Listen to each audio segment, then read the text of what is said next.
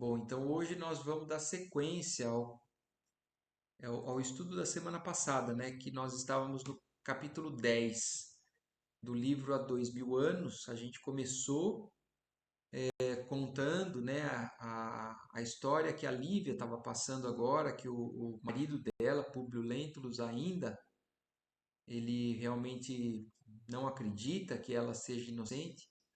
Ele resolve fazer uma viagem e acontece que o governador, o Pôncio Pilatos, descobre que ela está sozinha através do Sulpício Tarquínios e resolve fazer uma visita à cidade, né, onde ela mora lá, com a intenção de se aproximar dela novamente. E quando ela recebe essa notícia, ela fica meio desesperada, mas ela, pro Sulpício Tarquínios, ela já fala: a gente não vai receber ninguém aqui em casa porque meu marido está viajando e quando ele está viajando a gente não recebe ninguém aqui. Então ela tenta se livrar, né, dessa situação constrangedora com Pilatos, e a gente terminou com o Sulpício pedindo ajuda de outros funcionários ali da casa para que quando ele fosse atrás da Ana, eles falassem do paradeiro dela e tudo mais.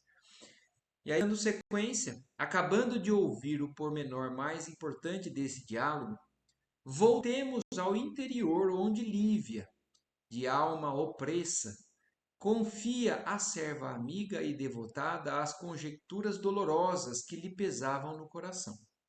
Depois de externar-lhe os seus justificados temores, plenamente admitidos por Ana que, por sua vez, a colocou ao corrente das insolências de Sulpício, a pobre senhora desfiou a sua confidente, simples e generosa, o rosário infindo de suas amarguras, relatando-lhe todos os sofrimentos que lhe dilaceravam a alma carinhosa e sensibilíssima. Desde o primeiro dia em que a calúnia encontrara guarida no espírito orgulhoso do companheiro. Então aí a Lívia, inclusive, contou para Ana agora tudo o que estava acontecendo, desde o acontecimento ali com relação à calúnia, né, o que o marido achou que tinha acontecido com o governador e tudo mais. As lágrimas da serva, ante a singular narrativa, eram bem o reflexo da sua alta compreensão das angústias da senhora, perdida naqueles rincões quase selvagens, considerando-se a sua educação e a nobreza de sua origem. Quer dizer, a Ana, né, a serva dela, ficou inclusive muito sensibilizada, vendo o sofrimento e tudo o que estava acontecendo, aquela digna senhora, né, inclusive pela educação que ela tinha recebido, pela posição na sociedade que ela tinha. Então a Ana estava muito sensibilizada e até pela consideração que ela tinha pela Lívia, né? Ao finalizar o penoso relato de suas desditas, a nobre Lívia acentuou com indisfarçável amargura: na verdade, tudo tenho feito por evitar os escândalos injustificáveis e incompreensíveis. Agora, porém, sinto que a situação se agrava cada vez mais, à vista da insistência dos meus algozes e da displicência de meu marido em face dos acontecimentos, perdendo-se o meu espírito em conjecturas amargas e dolorosas. Se mando chamá-lo por um mensageiro, pondo-o ao corrente do que se passa, a fim de que nos proteja com as suas providências imediatas, talvez não compreenda a marcha dos fatos na sua intimidade, encarando os meus receios com sintonia de culpas anteriores, com sintoma de culpas anteriores, ou tomando meus escrúpulos como o desejo de regeneração por faltas que não cometi, em virtude das suas enérgicas reprimendas e penosas ameaças. Então a Lívia está falando: estou fazendo tudo, de tudo para evitar as coisas que estão acontecendo, mas agora parece que as coisas pioraram. Porque a situação em que eu estou me encontrando, o governador vem vindo para me se encontrar comigo, forçar alguma coisa, porque meu marido viajou. Mas se eu chamo meu marido e conto, ele vai achar que eu estou me arrependendo do que eu fiz e o que ela não tinha feito, né?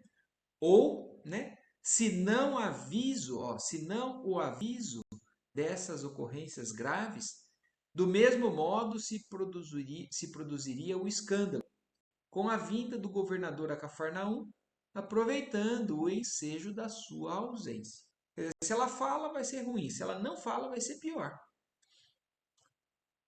Tomo unicamente a Jesus por meu juiz nesta causa dolorosa, em que as únicas testemunhas devem ser o meu coração e a minha consciência. Então ela entrega nesse momento em que ela não vê o que fazer, mas com a consciência limpa, ela entrega o caso a Jesus, a Deus.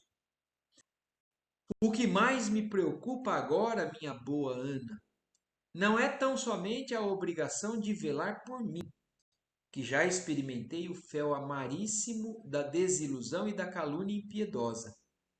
É justamente por minha pobre filha, porque tenho a impressão de que aqui na Palestina os malfeitores estão nos lugares onde deveriam permanecer os homens de sentimentos puros e incorruptíveis. Então ela estava falando, agora eu tenho medo pela minha filha, porque aqui na Palestina, aonde se deveria encontrar retidão, moral, amparo, é onde eu encontro a calúnia, a desgraça.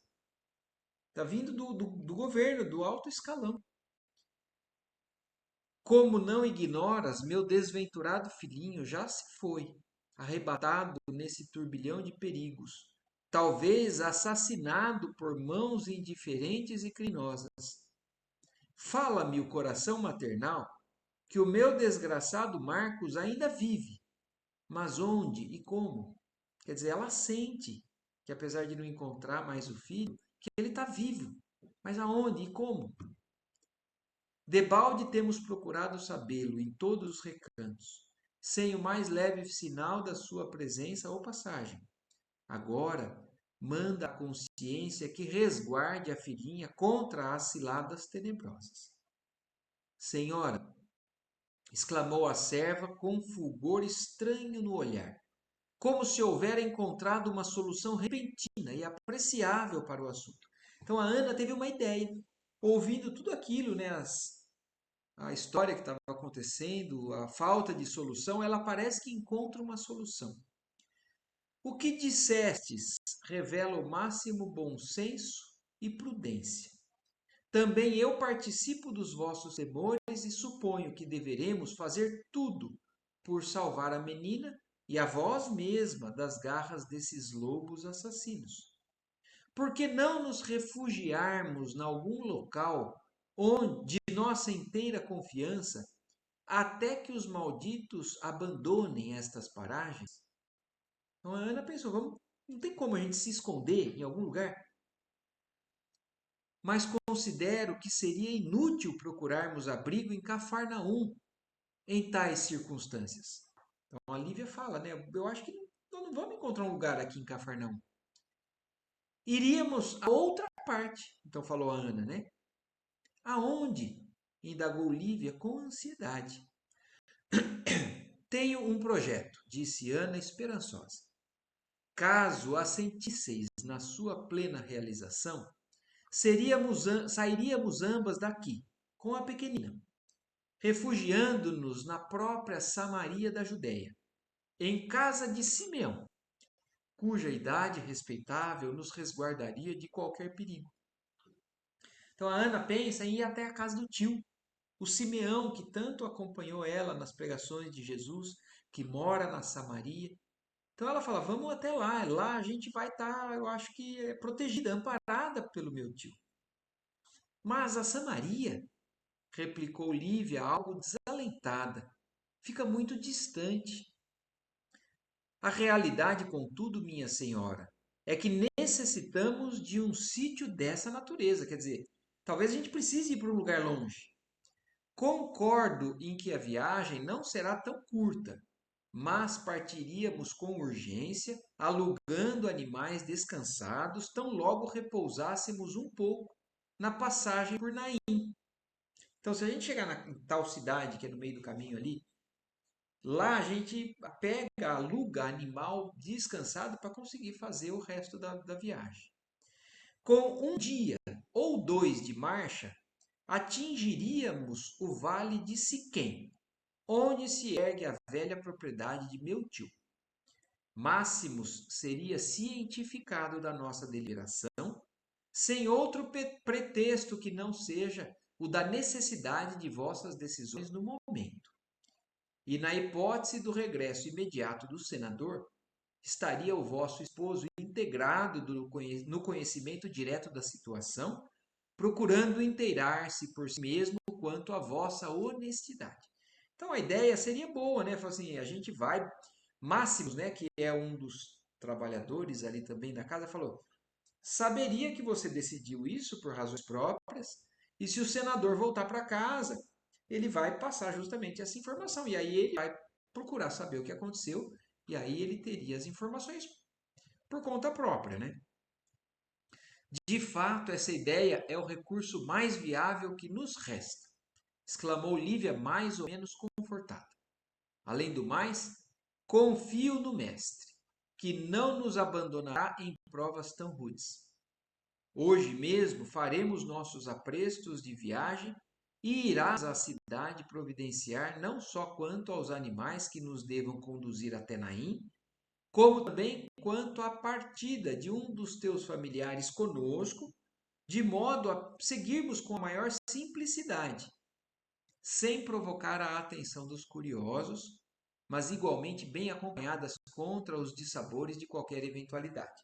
Então eles pensaram e resolveram que realmente vão de maneira simples, com pouca, para não chamar muita atenção, mas algum parente da Ana que pudesse acompanhar eles para poder amparar e proteger elas, né? Não te preocupes com despesas, porque estou provida dos necessários recursos financeiros, ela falou para Ana, né? E assim foi feito.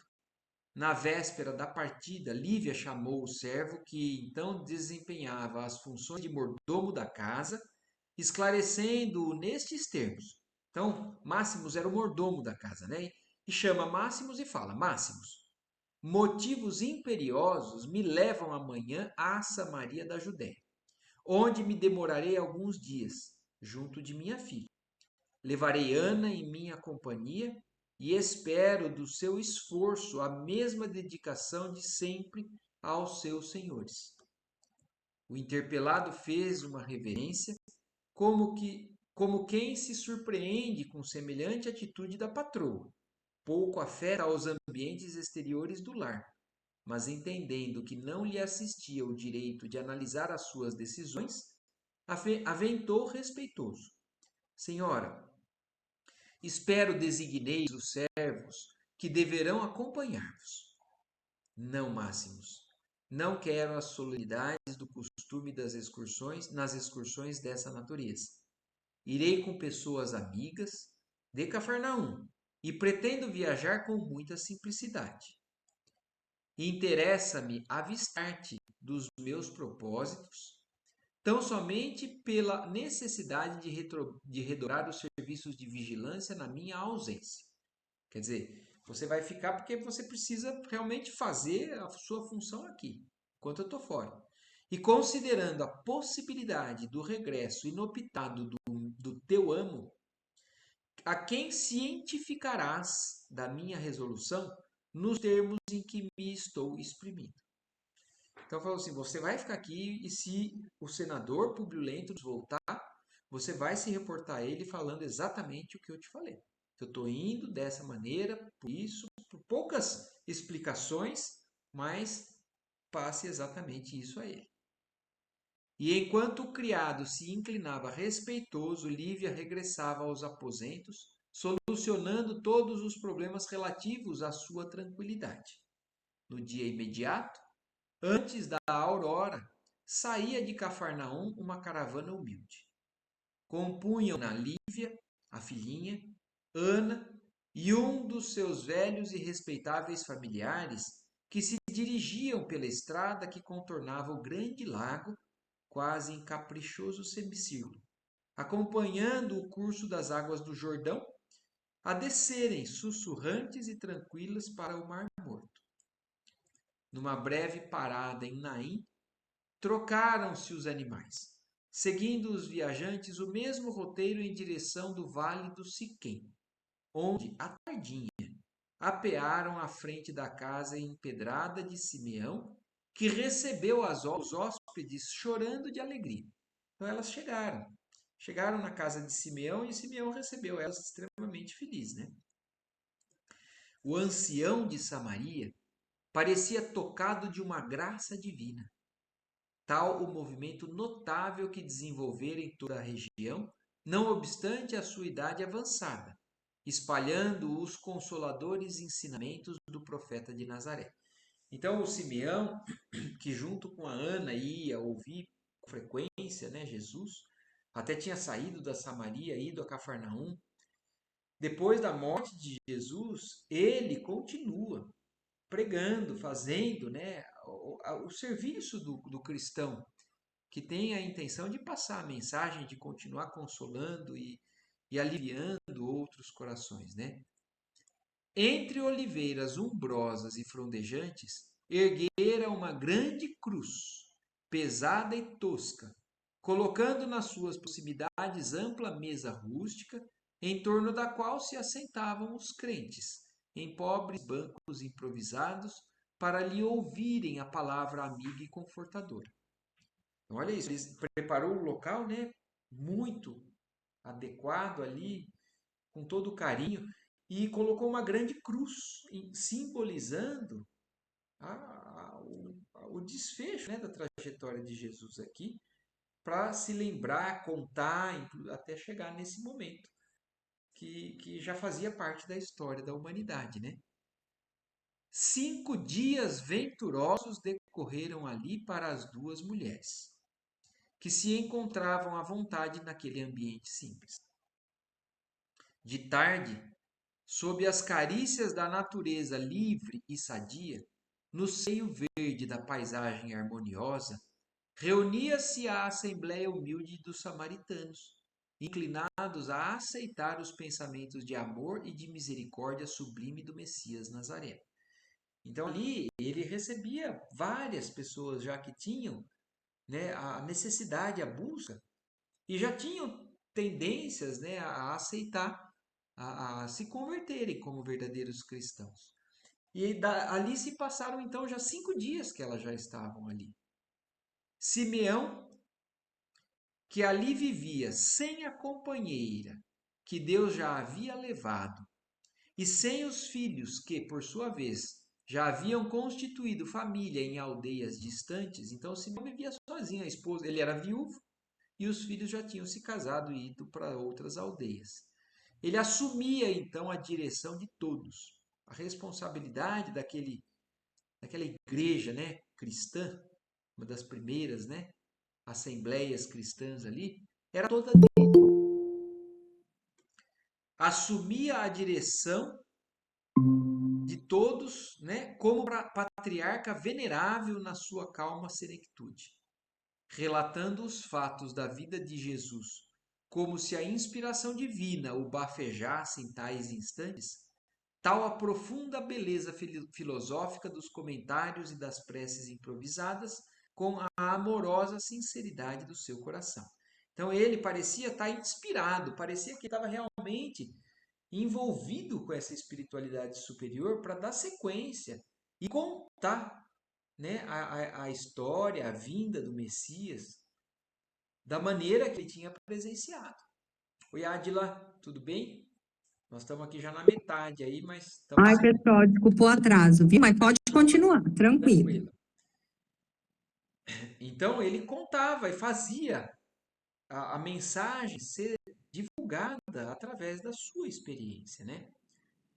Quase todos os presentes naquela mesma poesia simples da natureza, como se estivessem ainda bebendo as palavras do mestre junto do gazirim, choravam de comoção e deslumbramento espiritual, tocados pela sua palavra profunda e carinhosa, magnetizados pela formosura das suas evocações saturadas de ensinamentos raros, de caridade e meiguice. Nessa época, olha uma particularidade, né, porque a gente fica, às vezes a gente nem pensa nisso, né? Como é que eram as primeiras pregações, né? Como é que eram a passagem dessas informações daqueles que vivenciaram com Jesus? A gente sabe que alguns escreveram os evangelhos. Mateus foi o primeiro, né? E aí depois vieram os outros. Mas e antes disso? Porque olha o que eles falam aqui nesse livro, né? Nessa época, os cristãos não possuíam os evangelhos escritos. Faziam poucos dias que Jesus tinha morrido. Ainda não tinha sido escrito nada. Que somente um pouco depois apareceriam no mundo grafados pelos apóstolos. Razão pela qual todos os pregadores da Boa Nova colecionavam as máximas e as lições do Mestre de próprio punho. Então, eles, cada um que tinha vivenciado alguma experiência de vida com Jesus, o que tinha? A própria história, a própria vivência. E alguns registravam aquilo para não esquecer, então escreviam dos próprios punhos aquilo que sabiam. Então, ó, de próprio punho ou com a cooperação dos escribas do tempo, catalogando-se desse modo os ensinamentos de Jesus para o estudo necessário nas assembleias públicas das sinagogas. Então, antes do primeiro evangelho, né, ser escrito por Mateus, eles tinham algumas anotações. Cada um que vivenciou com Jesus, ou escreveu por conta própria, ou pediu ajuda aos escribas para poder ter alguns registros, né? E isso a gente sabe que na humanidade, com o tempo se perdeu, com o tempo algumas coisas ficaram ocultas, né? Mas existiram essas primeiras anotações antes do Evangelho. Simeão, que não possuía uma sinagoga, seguia, porém, o mesmo método. Com a paciência que o caracterizava, escreveu tudo o que sabia do mestre de Nazaré para recordá-lo nas suas reuniões humildes e despretensiosas, prontificando-se do melhor grado a registrar todas as lições novas do acervo de lembranças dos seus companheiros ou daqueles apóstolos anônimos do cristianismo nascente, que de passagem por sua velha aldeia cruzavam a Palestina em todas as direções. Então, Simeão foi um destes que fez os seus registros. Por histórias que ele ouviu de Jesus ou de outras pessoas que tinham convivido e contaram para ele. Fazia 6 dias que as hóspedes se retemperavam naquele ambiente caricioso, quando o respeitável ancião, naquela tarde, em suas costumeiras evocações do Messias, se afigurava tocado de influências espirituais das mais excelsas. Então, nesse sexto dia, parecia que Simeão estava envolvido com uma espiritualidade das mais altas possíveis, né? Estava iluminado. As derradeiras meias tintas do crepúsculo entornavam na paisagem um tom de esmeraldas e topázios, eterizado sob um céu azul indefinível. No seio da assembleia heterogênea, notava-se a presença de criaturas sofredoras, de todos os matizes, que ao espírito de Lívia lembravam a tarde memorável de Cafarnaum, quando ouvira o Senhor pela primeira vez. Então, para Lívia, aquilo inclusive parecia, fazia ela lembrar da cena de quando ela conheceu Jesus, de quando ela foi lá nas beiras do lago em Cafarnaum e presenciou Jesus com aquela multidão de sofredores. Ali parecia que se repetia aquilo. Homens esfarrapados e mulheres maltrapilhas acotovelavam-se com crianças esquálidas, fitando ansiosamente o ancião que explicava comovido com a sua palavra simples e sincera. Irmãos, era de ver-se a suave resignação do Senhor no derradeiro instante. Porque vocês se lembram, o Simeão presenciou a crucificação. Então, se muitos dos apóstolos acabaram fugindo naquele momento, por receio, por não saber como lidar, por se preservar, o Simeão e a Ana estavam lá, Vocês se lembram na descrição dos capítulos anteriores, né? Então ele está contando para aquele povo a resignação de Jesus no momento da crucificação. Olhar fixo no céu, como se já estivesse gozando a contemplação das beatitudes celestes, no reino de nosso Pai, vi que o Mestre perdoava carinhosamente todas as injúrias. Então, olha que beleza que ele está passando. Porque cada um que presenciou ali poderia estar falando assim: nossa, vocês não imaginam a maldade daquele povo, o que eles fizeram com o Mestre. Não, Simeão conseguiu captar a calma, a serenidade de Jesus e, inclusive, como ele fala, né? Vi que o Mestre perdoava carinhosamente todas as injúrias que eram feitas para ele. Apenas um dos seus discípulos mais queridos se conservava ao pé da cruz, amparando a sua mãe no angustioso transe. Então a gente sabe que é João, né? Quem estava ali com ele, junto com Maria, e o Simeão presenciando tudo aquilo. Dos seus habituais seguidores, poucos estavam presentes na hora dolorosa, certamente porque nós, os que tanto o amávamos, não podíamos externar nossos sentimentos diante da turba enfurecida, sem graves perigos para nossa segurança pessoal. Não obstante, desejaríamos todos experimentar os mesmos padecimentos. Então, olha, até nisso o Simeão consegue olhar com os olhos de não julgamento, de perdão também àqueles que fugiram. Porque ele também poderia ter falado: puxa vida, o mestre perdoando e ensinou tudo o que ensinou, e na hora H todo mundo saiu de perto. Ele falou: não, talvez porque diante daquela multidão enfurecida era o que eles tinham a fazer mesmo. De vez em quando, um que outro mais atrevido dos seus verdugos se aproximava do corpo chagado no martírio, dilacerando-lhe o peito com a ponta das lanças impiedosas. Então, contando também trechos que são descritos no Evangelho também, né? Que alguns soldados às vezes vinham e machucavam Jesus. Inclusive um com a lança, né? Furou o peito, a barriga de Jesus. Uma vez por outra, o generoso ancião limpava o suor da fronte para continuar com os olhos úmidos. Então ele continuava contando naquela emoção, né? Notei em dado instante que Jesus desviara os olhos calmos e lúcidos do firmamento, contemplando a multidão amotinada em criminosa fúria. Então, olha ele descrevendo a cena. Jesus estava olhando para o céu, como a perdoar aquilo, e ele descreve: Jesus desce o olhar e olha para aquela multidão. Alguns soldados ébrios açoitaram-no mais uma vez, sem que do seu peito opresso na angústia da agonia escapasse um único gemido. Seus olhos suaves e misericordiosos se espraiaram então do monte do sacrifício para o casaril da cidade maldita. Quando o vi olhando ansiosamente, com a ternura carinhosa de um pai, para quantos o insultavam nos suplícios extremos da morte, chorei de vergonha pelas nossas impiedades e fraquezas.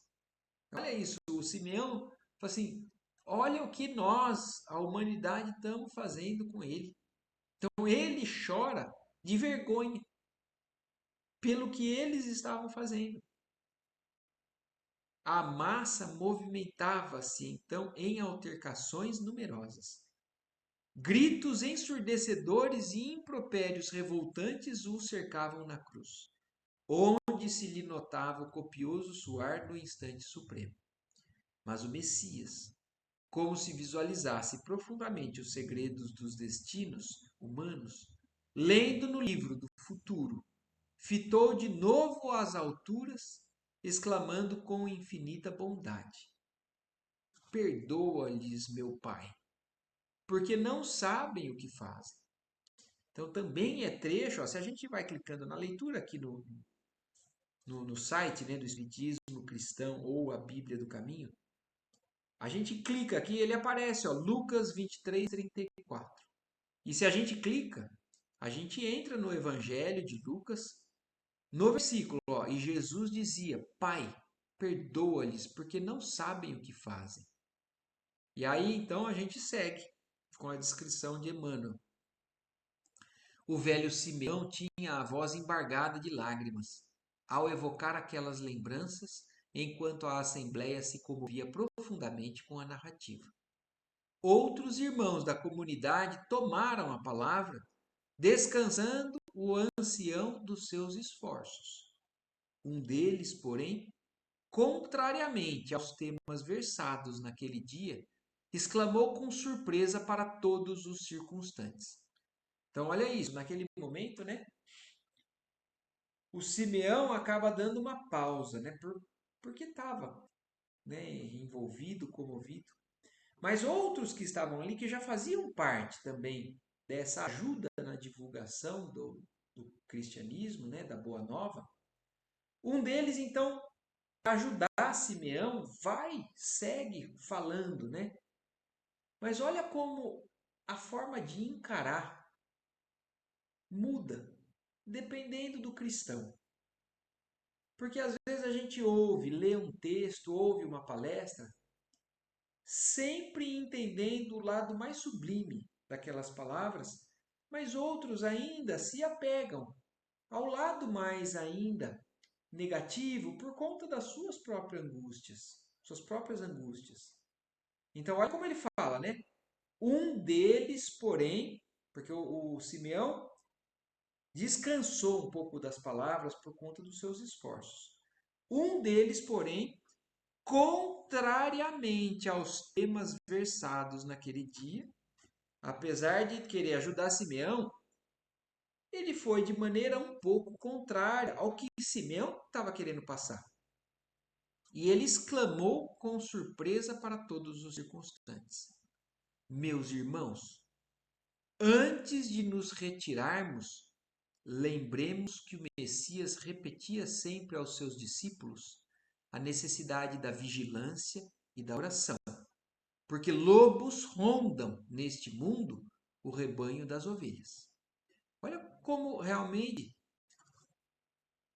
desvirtuou o clima, né, a vibração daquilo que o Simeão estava dizendo. Se o Simeão está mostrando a capacidade do mestre de perdoar, mesmo aqueles que estavam fazendo aquilo para ele, aquele outro amigo, irmão cristão, estava falando, mas vamos tomar cuidado.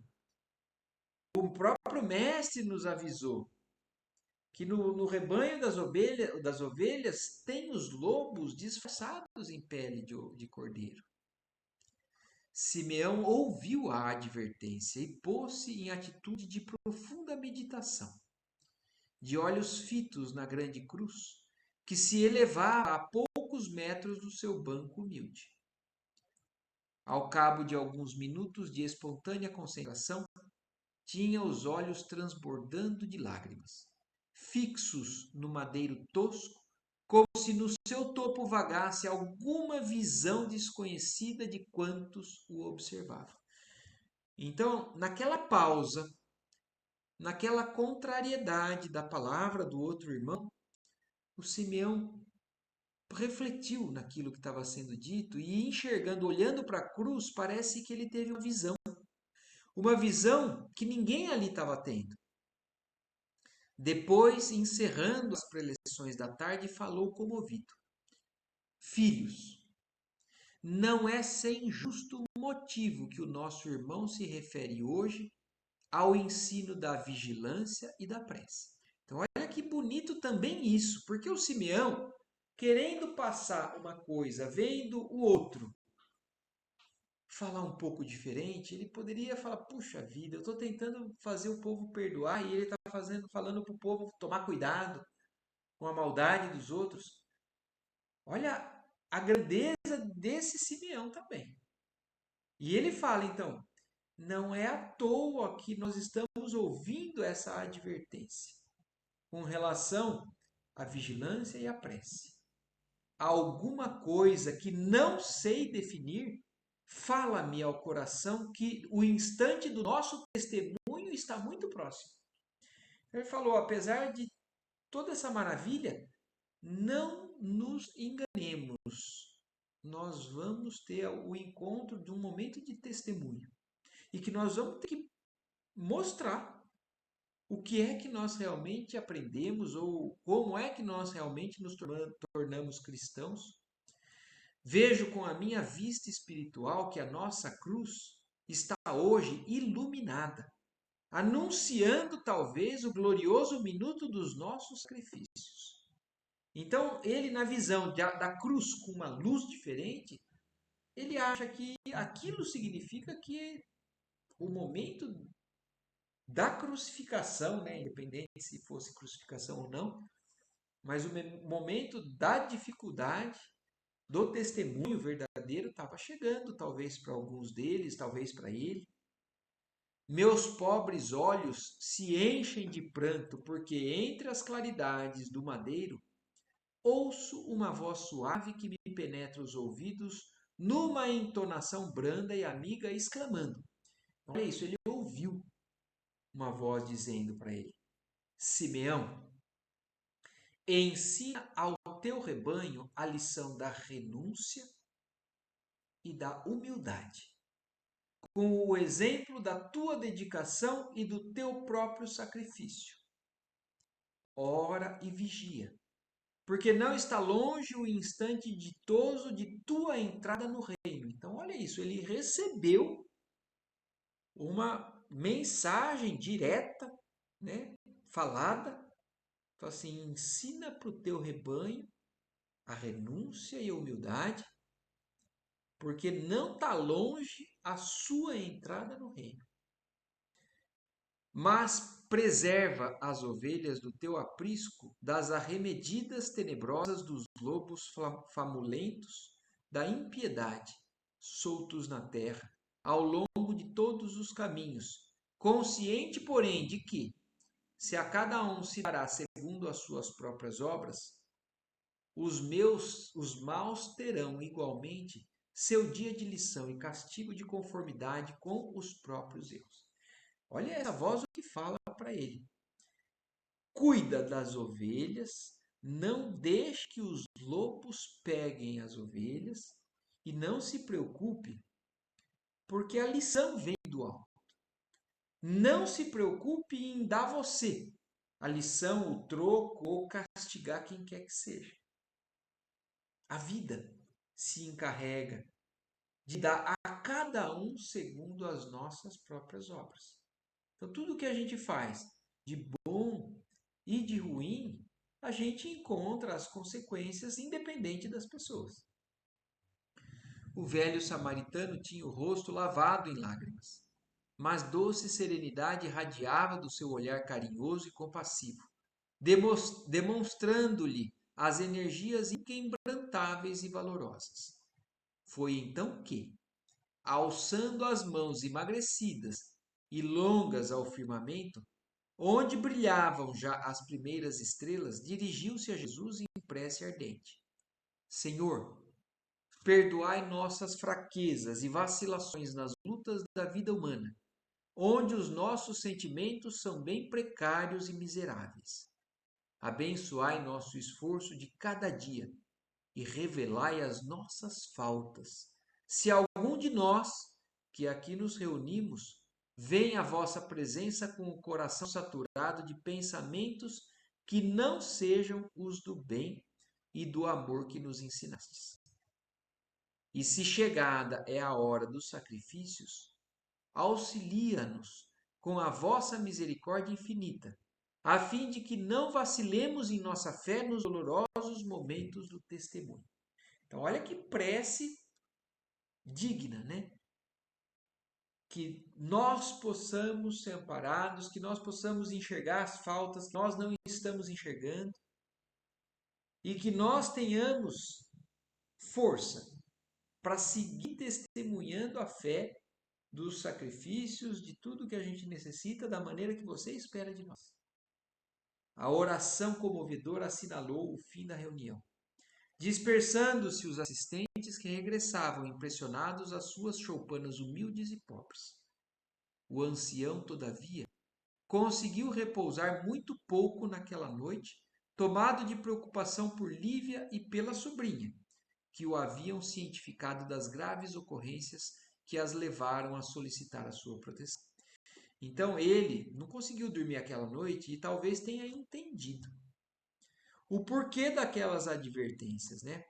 Ele tinha ali, sob a sua proteção, três almas, né, indefesas, né? A Lívia, a Ana e a filha da Lívia, que tinham pedido socorro porque existiam esses algozes que provavelmente estavam atrás delas. Figurava-se-lhe que apelos carinhosos do mundo invisível lhe enchiam o espírito de ansiedade indefinível e de singulares impressões, que lhe não era possível alijar do raciocínio para os necessários minutos de repouso. Então ele foi avisado e ele acolheu esse aviso. Ele falou: eu não tenho tempo a perder. Tanto é que ele não conseguiu dormir naquela noite. Contudo, enquanto ocorriam esses fatos no vale de Siquém, voltemos a Cafarnaum, onde na mesma tarde chegara o governador com grande aparato. Então, olhem como a espiritualidade intervém quando precisa intervir. Na mesma tarde, noite, né, que chegou ali o governador em Cafarnaum, já esperando encontrar o que ele tinha ido fazer, o Simeão recebe essa visão, essa audição, e entende o recado porque estava sintonizado. E aí vamos ver o que acontece, quais as providências, né? Mas a chegada de Pôncio Pilatos, então, ali em Cafarnaum, no burburinho das festanças numerosas, organizadas pelos prepostos de Herodes Antipas, o primeiro pensamento do viajante ilustre não nos pôde ser olvidado. Quer dizer, não vamos nos esquecer do motivo que levou ele até lá.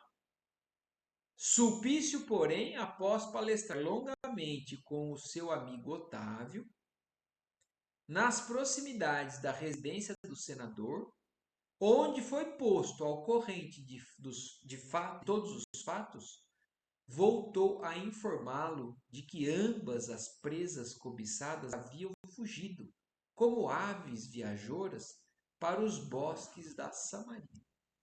Então, o Sulpício já correu lá para saber, para ver, para ter notícia, e ficou sabendo através daquele informante, né, talvez, que elas fugiram, elas se esconderam, saíram e foram para Samaria. O governador surpreendeu-se com a resistência daquela mulher.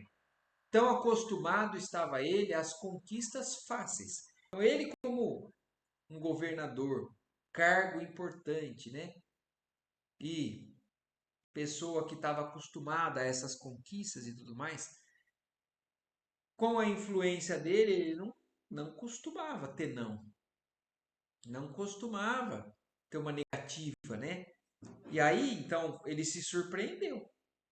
Mesmo que já tivesse acontecido essas inúmeras negativas por parte de Lívia, ele se surpreendeu, admirando-lhe intimamente o nobre heroísmo e pensamento que, afinal, constituía atitude injustificável da sua parte tal rebeldia no assédio, mesmo porque não lhe faltariam mulheres tentadoras e formosas, desejosas de captarem a sua estima no caminho da sua alta posição social na Palestina.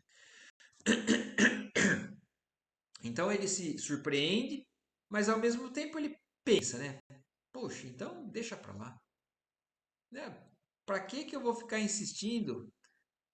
Eu vou me perder por causa de um não, né? Vai ter inúmeras mulheres que vão querer, né, ficar comigo.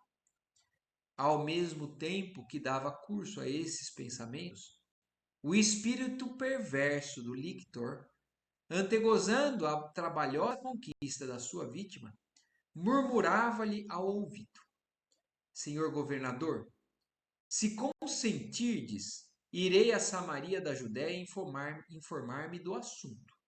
Daqui ao vale do Siquém deve mediar pouco mais de 30 milhas, o que vem a ser um salto para os nossos cavalos.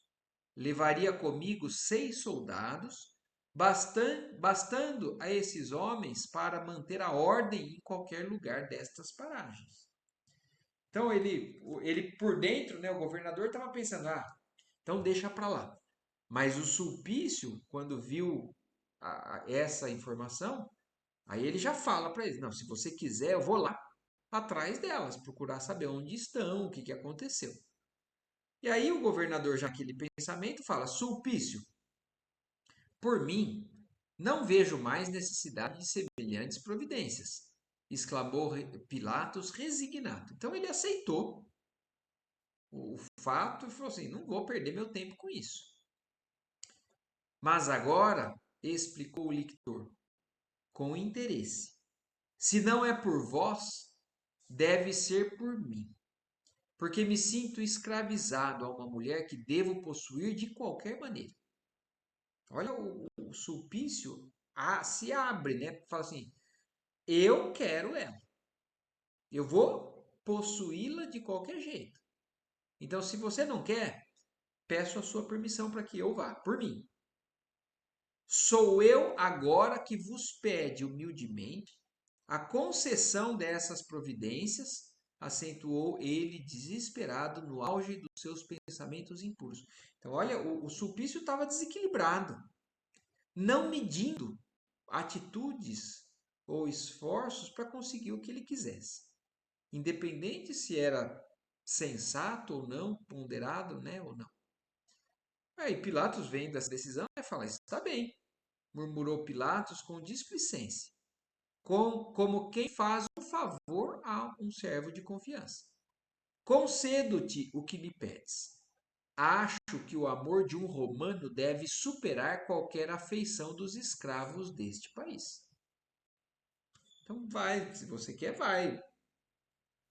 Podes partir, levando contigo os elementos da tua amizade, sem te esqueceres, porém, de que devemos regressar a Nazaré de hoje a 3 dias. Não te bastarão 2 dias para este cometimento? Quer dizer, você pode ir, mas você tem que estar aqui. E depois de 2 dias, porque no terceiro dia nós vamos ter que voltar para Nazaré. Mas, continuou o lictor maliciosamente, e se houver alguma resistência? Quer dizer, ele está querendo inclusive permissão caso as coisas não sejam fáceis. E aí o governador responde: para isso levas os teus homens, autorizando-te eu a tomar as iniciativas necessárias aos teus propósitos. Quer dizer, leva e faz o que for necessário. E em qualquer missão, jamais te esqueças prestar aos patrícios os favores da nossa consideração, mas aos que não sejam, faze a justiça do nosso domínio e da nossa força implacáveis. Então, olha a característica do Império Romano. Você vai e pede, mas se houver desrespeito, você mostra quem manda. Quem é que é o poderoso? Quem é que domina? Nessa mesma noite, Sulpício Tarquínios escolheu os homens de mais confiança e, pela madrugada, 7 cavaleiros audaciosos puseram-se a caminho, trocando os ginetes fogosos nas paradas mais importantes em demanda de Samaria. O lictor encaminhava-se para a sua aventura, como quem segue para o desconhecido, com o propósito firme de atingir os fins, sem cogitar os meios. Então, olha o grau de desequilíbrio que estava o Sulpício, né? Partiu, sim. Ele não iria medir esforços para conseguir aquilo que ele quisesse, independente do que ele tivesse que fazer. Então, o firme propósito de atingir os fins sem cogitar dos meios. Turbilhonavam-lhe no cérebro pensamentos condenáveis. afogando o coração inquieto e louco numa onda de anseios criminosos e indefiníveis. Agora, né, ele termina aqui essa decisão, né, a conversa com Pilatos, voltando, todavia, nossa atenção para a casa humilde do vale. Vamos encontrar Simeão em grandes atividades naquela manhã inolvidável de sua vida. Após o almoço frugal, organizadas todas as suas anotações e pergaminhos, depois de mais de uma hora de meditação e preces fervorosas, e quando o sol já declinava, reuniu as hóspedes, falando-lhes gravemente: Filhas, a visão de meus pobres olhos em nossas preces de ontem representa uma séria advertência para o meu coração. Então, olha isso, ele estava intuído pela espiritualidade mais alta de que algo estava para acontecer. Ainda esta noite e hoje, durante o dia, tenho ouvido apelos suaves que me chamam, e sem explicar a justa razão deles, tenho o íntimo saturado de branda serenidade, na suposição de que não deve tardar muito a minha ida para o reino. Então, olha isso, ele até explica para elas que ele tem ouvido coisas e que, inclusive, ele acha que é chegada próxima a hora da partida dele. Algo, porém, me fala ao espírito que ainda não soou a hora da vossa partida. Quer dizer, eu estou sentindo, eu estou ouvindo e minha hora parece que está para acontecer, mas a de vocês não. E considerando o ensinamento do nosso mestre de bondade e misericórdia sobre os lobos e as ovelhas, então olha até como aquela palavra daquele irmão naquele dia, no dia anterior, apesar de ser contraditória com aquilo que ele estava pregando, foi também a mão do alto para poder começar a alertar. Então assim, ó, sobre os lobos e as ovelhas, devo resguardar-vos de qualquer perigo. É por isso que vos peço acompanhar-me. Assim dizendo, o respeitável ancião pôs-se de pé e, caminhando para o seu casebre, deslocou blocos de pedra de uma abertura na parede empedrada, exclamando imperativamente na sua serena simplicidade: Entremos. Então ele chegou na casa dele, e na casa dele tinha um local onde tinha uma abertura, que ele, tirando algumas pedras, ele deu acesso a uma área que era um esconderijo. E falou para elas: Entremos. Mas meu tio, obtemperou Ana com certa estranheza, serão necessárias tais providências? Filha, nunca discutas o conselho daqueles que envelheceram no trabalho e no sofrimento. O dia de hoje é decisivo e Jesus não me poderia enganar o coração. Ele confia na intuição que ele está tendo. Ó, mas será possível então que o Mestre nos vá privar de nossa presença, de vossa presença carinhosa e consoladora? Então ela fala assim, a Ana agora, né, fala assim, puxa vida, mas se você acha que isso é um recado de Jesus, por que Jesus vai fazer isso conosco?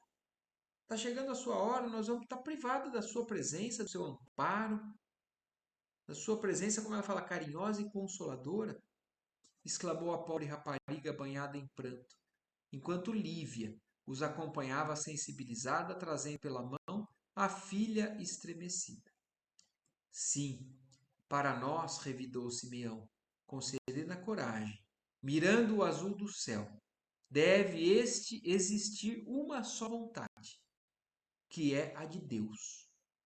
Cumpram-se, pois, nos escravos os desígnios do Senhor. Então, eu não sei, eu acho que já está bom por hoje, se bem que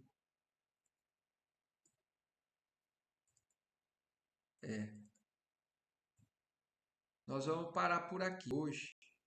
com essa decisão e essa chegada de Simeão ali no local onde ele pretende escondê-las, né? E fala: não, independente se é essa a vontade de Deus, nós cumprimos a vontade de Deus. Vamos nos colocar, nos entregar a Ele, e levou ela para dentro daquele local que seria um esconderijo. E aí na semana que vem a gente segue, porque tem algumas coisas que vão acontecer que aí semana que vem é uma parte muito impressionante também desse livro, uma parte marcante. Certo? Certinho. Alguma coisa, Adila, que você queira dizer? Algo para. Não, eu até perdi o início, né? Depois eu vou pegar a gravação e Tá, vou ouvir tudo de novo, mas para mim tá, a parte que eu peguei tá bem explicada e tá bem beleza. bonita Tá também, bonito. E aí né? semana que vem realmente é até um pouco chocante. Olha, Até lá. Boa até noite lá para então, todos, né? então. Boa Boa semana. Valeu, Marcos. noite. Fica Tchau, com tchau. Deus. Tchau. Vai com Deus, vão Tchau, com boa Deus. semana. Tchau. Que assim seja.